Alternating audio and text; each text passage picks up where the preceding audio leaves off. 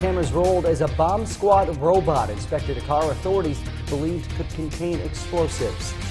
Good evening and thanks for choosing ABC 6. I'm James Wilcox. And I'm Laura Lee. Authorities weren't taking any chances after learning the man driving the car had allegedly made bomb threats this morning in the Twin Cities.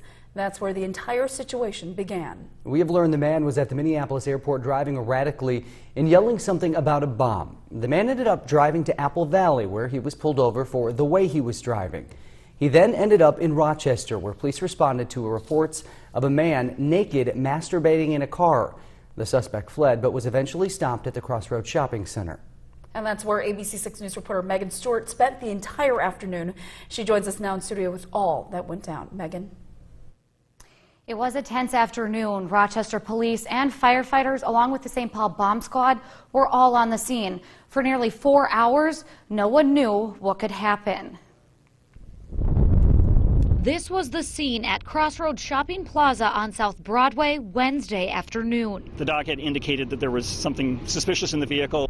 This vehicle, driven by a man authorities say was yelling about a bomb at Minneapolis St. Paul International Airport earlier in the day, before he was spotted in Rochester. As the license plate was run, the dispatch center indicated to the officers that there was an alert on the vehicle. Businesses were evacuated and both lanes of South Broadway were shut down. So we realized we needed to expand the perimeter and basically close the shopping center down. Across the street, students at Friedel Middle School were being dismissed. We have what we call a Sky Alert system. The district took special precautions, sending messages to parents and having kids leave through a different exit. And all the buildings they're aware of the procedures that we follow when we have a variety of different situations, and everybody chips in and cooperates. We're able to get kids home safely, and that's our number one objective. Meanwhile, the St. Paul bomb squad arrived on the scene. Our cameras rolled as a robot operated by bomb squad technicians pulled a bag from the car. Based on the concern, there may have been explosives involved. It was examined and determined to not be a threat. Items in the car were unloaded and everything was taken to Rochester Police Headquarters.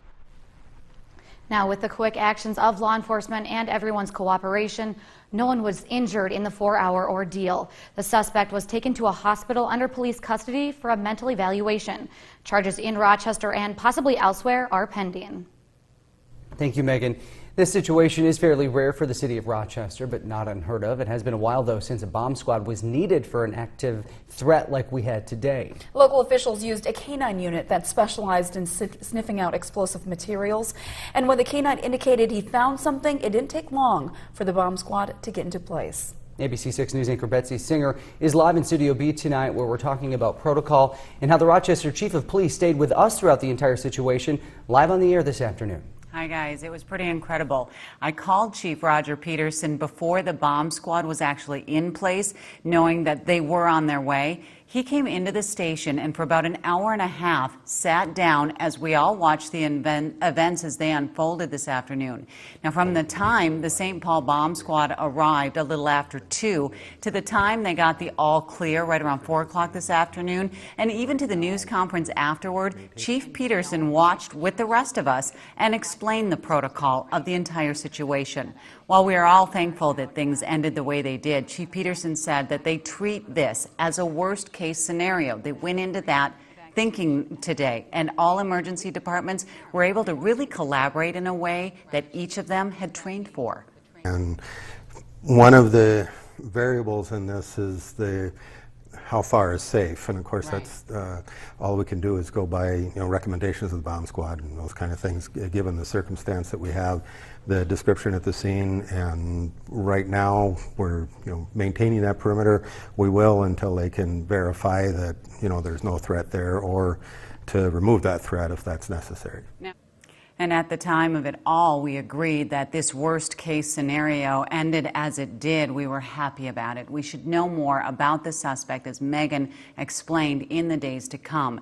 Of course, a huge thank you to all of our emergency crews for the work that they do, and to Chief Peterson for making himself accessible to us today. Back to you guys.